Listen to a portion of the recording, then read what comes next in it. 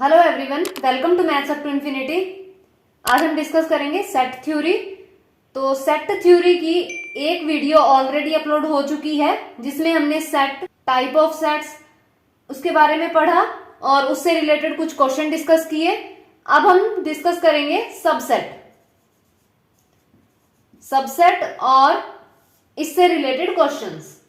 तो सबसे पहले देखते हैं कि सबसेट होता क्या है। अगर हमारे पास दो सेट हैं ए और बी, तो यहां बी कब सबसेट बनेगा ए का? अगर every element of B is also an element of A. B का हर एक एलिमेंट ए का एलिमेंट हो जाए तो क्या बन जाएगा? बी सबसेट हो जाएगा ए का। एग्जाम्पल से देखते हैं। जैसे ए है हमारे पास 1 2 3 4 5 और बी है हमारे पास 2 3 4। तो यहां एवरी एलिमेंट ऑफ बी, 2 जो है वो बी का एलिमेंट है और ये ए का भी एलिमेंट है। 3 बी का एलिमेंट है, ए का भी है और 4 भी। तो इसका मतलब बी क्या हो जाएगा? सबसेट हो जाएगा ए का। और सबसेट लिखते कैसे हैं? बी कंटेन्ड इन ए। तो यहां ये सबसेट की नोटेशन है। तो B जो है यहां सबसेट हो जाएगा A का।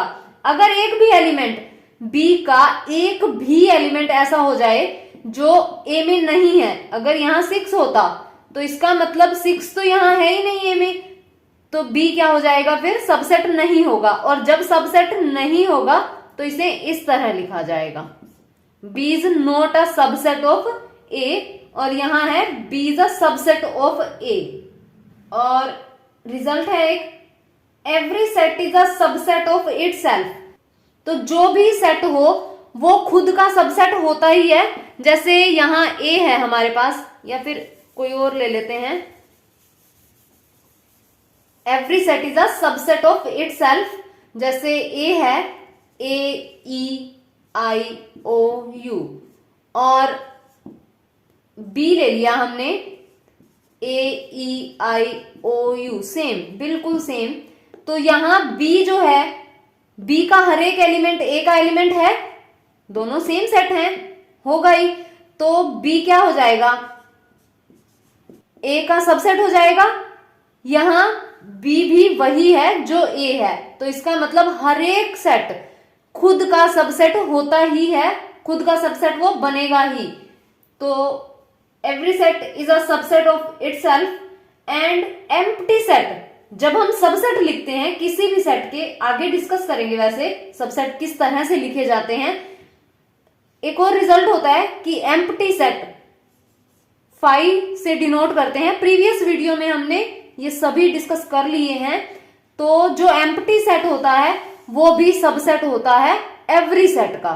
तो 5 ए का भी बनेगा, कोई भी सेट ले लेते हैं तो 5 ए का सबसेट बनेगा, 5 बी का भी सबसेट बनेगा। Empty set is subset of every set. इसके बाद डिस्कस करते हैं प्रॉपर सबसेट।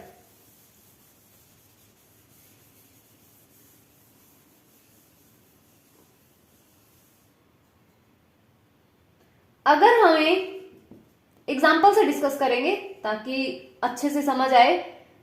ये दिया है 2 4 6 8 और B है हमारे पास 2 4। एक और ले लेते हैं हम C सेट, कोई 2 4 6 8 ही ले लेते हैं। यहां B भी सबसेट है, B का हर एक एलिमेंट A को बिलोंग कर रहा है। यहां 2 बी को बिलोंग कर रहा है, 2 ए को भी बिलोंग कर रहा है। एलिमेंट ले रहे हैं ना, एलिमेंट के लिए हमेशा बिलोंग आएगा। और सबसेट जो होगा, जो सबसेट बनेगा, सेट के लिए कंटेन होगा। ये कंटेन लगेगा और यहां ये बिलोंग लगेगा। तो 4 बी को बिलोंग कर रहा है और 4 ए को भी बिलोंग कर रहा है। तो इसका मतलब every element of B is also an element of A. तो बी सबसेट है, तो इसका मतलब बी कंटेन कर रहा है ए को। और यहां बात करेंगे हम प्रॉपर सबसेट की। पहले सी देख लेते हैं। यहां 2 इसमें भी है और इसमें भी है, 4 भी है, 6 भी है और 8 भी है। ये तो सेम ही हो गया। तो इसका मतलब सी भी कंटेन कर रहा है ए को, लेकिन यहां बी जो है वो प्रॉपर सबसेट है और सी प्रॉपर सबसेट नहीं है। इसके लिए क्या हमारे पास प्रॉपर्टी होती है, if every element of B is an element of A, B का तो हर एक मेंबर ए का मेंबर होना चाहिए, लेकिन ए का कोई ऐसा मेंबर हो जो बी का मेंबर ना बने। जैसे यहां 6 और 8, ये 6 एंड 8 दो एलिमेंट ऐसे हैं जो बी में नहीं है, तो इसका मतलब ये प्रॉपर सबसेट हो जाएगा बी ए। फिर इक्वालिटी नहीं आएगी। प्रॉपर सबसेट को हम इस तरह से लिखते हैं कि बी के अंदर जितने भी एलिमेंट हैं वो तो ए के हों, लेकिन ए में कोई एक्स्ट्रा एलिमेंट होना चाहिए ताकि ये प्रॉपर सबसेट बन पाए। तो यहां ये बी क्या हो जाएगा, हमारे पास प्रॉपर सबसेट हो जाएगा क्योंकि यहां एक्स्ट्रा एलिमेंट हैं, और जो सी है वो इक्वल है ये, तो इसका मतलब ये प्रॉपर सबसेट नहीं बनेगा। ये बी कंटेन करना चाहिए ए के अंदर, बी इक्वल नहीं होना चाहिए ए के, अदरवाइज तो ये इक्वल सेट्स हो जाएंगे। तो ये है प्रॉपर सबसेट की डेफिनेशन। इसके बाद हम देखते हैं कि सबसेट कैसे लिखते हैं और पावर सेट क्या होता है।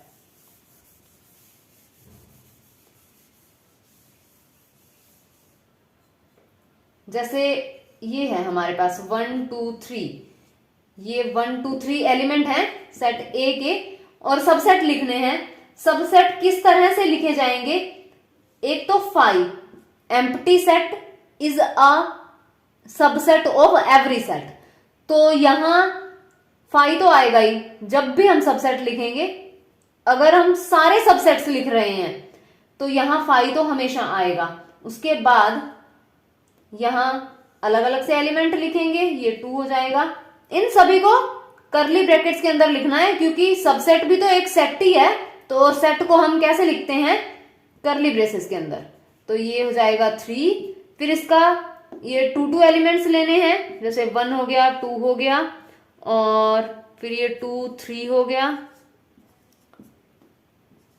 1 3 हो गया। उसके बाद एक बार ये सारे आ जाएंगे। तो ये हुए सबसेट्स, सारे सबसेट्स। इस सेट के कितने सबसेट बनेंगे, ये सबसेट बनेंगे, ये पूरे लिख दिए हैं हमने। तो कितने हुए, 1 2 3 4 5 6 7 8, तो यहां ए के 8 सबसेट बन जाएंगे।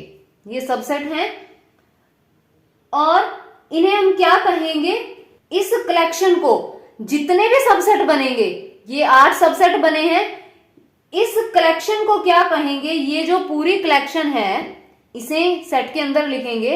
इस पूरी कलेक्शन को क्या कहते हैं, पावर सेट। अब अगर ज्यादा एलिमेंट हो तो हो सकता है एक आध रह भी जाए जो ना लिखा जाए, तो पता कैसे चलता है कि इस सेट के कितने सबसेट होंगे।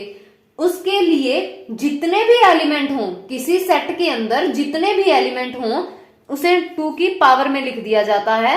जैसे यहां 1 2 3 एलिमेंट हैं, तो नंबर ऑफ सबसेट्स क्या बनेंगे, 2 पावर 3, तो ये हो जाएंगे हमारे पास 8, और हमारे कितने बने थे, 8 ही बने थे।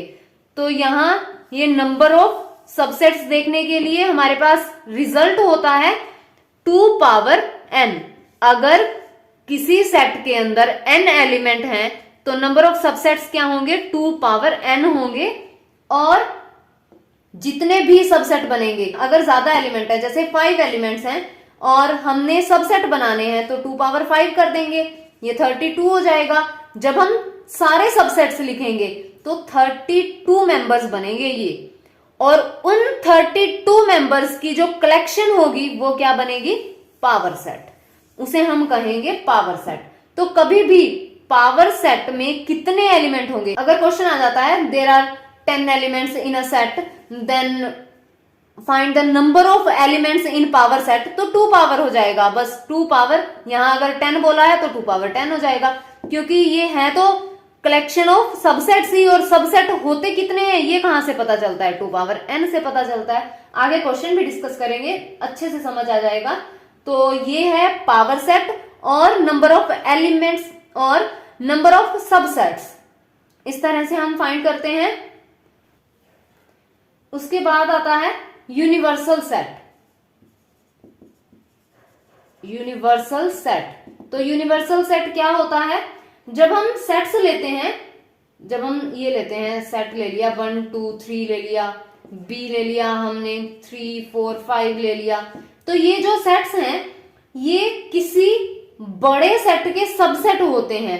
जैसे हमारे पास एक और सेट है कोई 3, यहां सी ले लेते हैं 1 2 3 4 5, ये तो ये सेट है लेकिन इसके सबसेट हैं। ये हमारे पास कोई बड़ा सेट है, तो ये जो बड़ा सेट है, जो लार्जर सेट होगा वो क्या हो जाएगा? यूनिवर्सल सेट माना जाएगा। तो यहां ये सी यूनिवर्सल सेट हो गया। आगे क्वेश्चंस में आएगा। उसके बाद है कंपेरेबल सेट्स। कंपेरेबल सेट्स जिनकी कंपैरिजन की जा सके। कंपैरिजन का क्या मतलब है?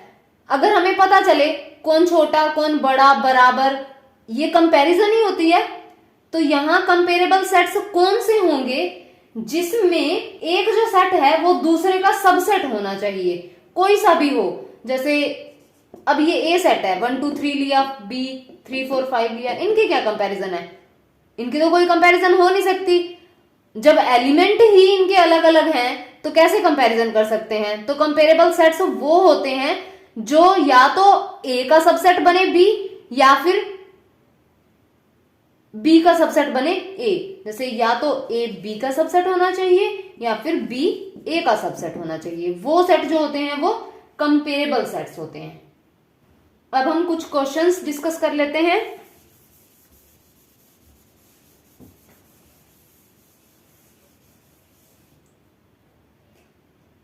हमारे पास क्वेश्चन है, जैसे ये ए बी सी है हमारे पास, और यहां ये है बी सी डी ई।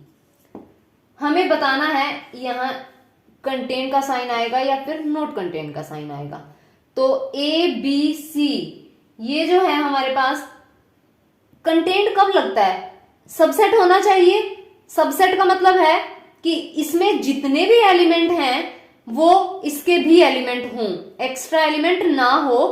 तो यहां एक एलिमेंट हमारे पास ए ऐसा है जो यहां नहीं है, तो ए तो इसमें जाएगा नहीं। ए इसे तो बिलोंग करता है, इसे ये लिख देते हैं और इसे बी नाम दे देते हैं। तो ए को तो बिलोंग कर रहा है, लेकिन ए बी को बिलोंग नहीं कर रहा। बिलोंग इसलिए लगाया है क्योंकि यहां एलिमेंट की बात हो रही है, तो यहां ये कैपिटल बी हो जाएगा। तो ए एक एक्स्ट्रा एलिमेंट है, तो इसका मतलब ये कंटेन नहीं करेगा। उसके बाद एक क्वेश्चन है,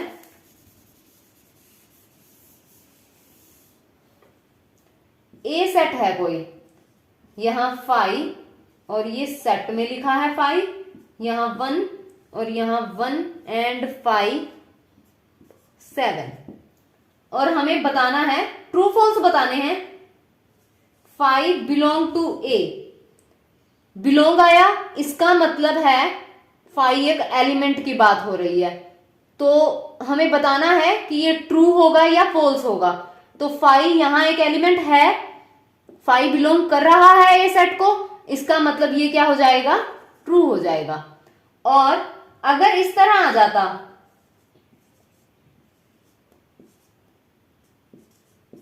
और एक ये आ जाता, अब क्या बनेगा? और यहां ये भी आ सकता है। अब इन तीनों में ट्रू फॉल्स देखना है हमें, क्योंकि सिंगल 5 भी यहां एलिमेंट है और 5 सेट के अंदर भी यहां एलिमेंट है। तो सिंगल 5 ये क्या बनेगा? ट्रू बनेगा, क्योंकि इस 5 के लिए तो ये ट्रू है। यहां सेट में 5 ये जो पूरा है ये हमारे पास ए सेट का क्या है? एलिमेंट है। एलिमेंट है, इसका मतलब ये क्या हो जाएगा? ट्रू हो जाएगा। अब यहां आते हैं, यहां कंटेंट की बात हो रही है, तो इसका मतलब इसके सबसेट की बात हो रही है। इसके जो भी सबसेट बनेंगे, एलिमेंट कितने हैं? 1 2 3 4 5 एलिमेंट हैं, तो 32 सबसेट बनेंगे। यहां 2 पावर 5 हो जाएगा, 32 सबसेट्स बनेंगे। तो 32 सबसेट्स को लिखने की जरूरत नहीं है। अलग अलग से लिखेंगे, पहले तो हम अलग अलग से ही लिखते हैं, जब अलग अलग से लिखेंगे ये सारे एलिमेंट सेट के अंदर चले जाते हैं। एक दो लिख के देख लेते हैं, जैसे ये फाई है, इसे फाई लिखा जाएगा, एक फाई अलग से आ जाएगा, इसे क्या लिखेंगे हम, ये फाई हो जाएगा और ये यहाँ 1 हो जाएगा, इस तरह लिखे जाएंगे, हमें जरूरत इसकी है। तो ये सबसेट हो गया, ए का सबसेट बन गया, ये जब हमने सबसेट लिखा उसमें आया, तो इसका मतलब ये क्या हो जाएगा, कंटेन हो जाएगा और ये भी ट्रू होगा। उसके बाद ये यहां बिलोंग के लिए ट्रू आया, तो कंटेन के लिए ट्रू नहीं आना चाहिए, लेकिन यहां ये कंटेन के लिए भी ट्रू आएगा। क्यों? क्योंकि यहां अकेला फाई भी है। इस फाई के लिए ये भी तो सबसेट बन गया ना, जब हमने सबसेट लिखे तो इसे भी तो सेट के अंदर लिखेंगे, और सबसेट हमेशा कंटेन करता है, तो यहां ये भी क्या हो जाएगा, ट्रू हो जाएगा। तो ध्यान रखना है सबसेट कौन कौन से बनेंगे और कहां बिलोंग आएगा, कहां कंटेन आएगा, इस तरह से चेक करना है। उसके बाद 1 5 कंटेन्ड इन ए, ये क्या बनेगा, 1 5 contained in A.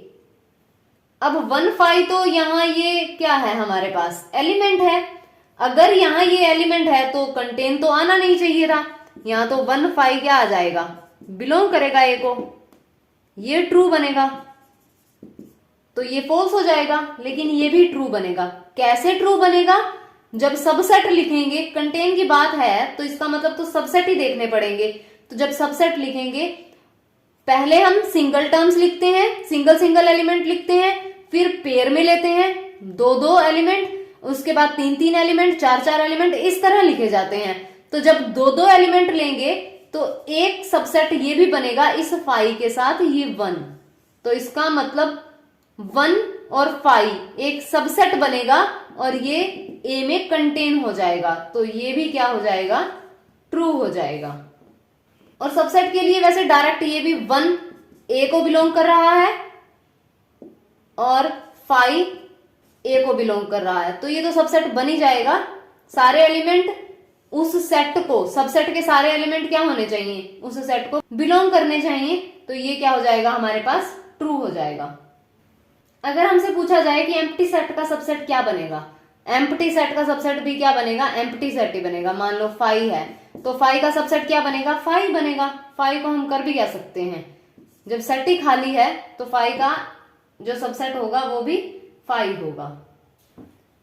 Next question, अगर हमारे पास कोई ए सेट है, यहां x है, x³ - 1 = 0, और x बिलोंग किसे करता है, नेचुरल नंबर्स को, और b सेट है हमारे पास x और यहाँ x² - 4x + 3 = 0, और यहाँ ये x किसे बिलोंग करता है, नेचुरल नंबर्स को, और हमें बताना है कि कौन सा सेट किसका सबसेट है, मतलब सबसेट कौन सा बनेगा और जो सेट है वो कौन सा बनेगा।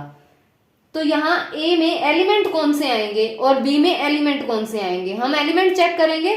तो यहाँ एलिमेंट देखते हैं इसे सॉल्व करके, और x होने क्या चाहिए, नेचुरल नंबर्स। यहाँ क्या बन जाएगा, x - 1 x² + x + 1 = 0 हो जाएगा, x = 1 बनेगा, और यहां से क्या बनेगा, x = -1, और ये हो जाएगा हमारे पास 1 - 4/2, तो -1, यहां तो ये आइटम में आ जाएगा, तो नेचुरल नंबर तो है ही नहीं, इसे सॉल्व करने की जरूरत नहीं है क्योंकि यहां ये एलिमेंट नहीं बनेगा। तो ए सेट में कौन सा एलिमेंट है, सिंगलटन सेट है ये, 1 ओनली सिंगल एलिमेंट है। इसे सॉल्व करेंगे, x² - 4x + 3 = 0, x² - 3x - x + 3 = 0, और x - 3 - 1 x - 3 = 0, और यहां से x आ जाएगा 1 और 3, दोनों नेचुरल नंबर्स हैं, तो b सेट में एलिमेंट आ जाएंगे 1 और 3। तो यहां a का जो एलिमेंट है, यानी यहां 1 है, 1 ए को बिलोंग करता है, 1 बी को भी बिलोंग करता है। तो इसका मतलब ए क्या हो जाएगा, सबसेट हो जाएगा बी का, प्रॉपर सबसेट होगा साथ में, प्रॉपर सबसेट, क्योंकि यहाँ एक्स्ट्रा एलिमेंट है ना।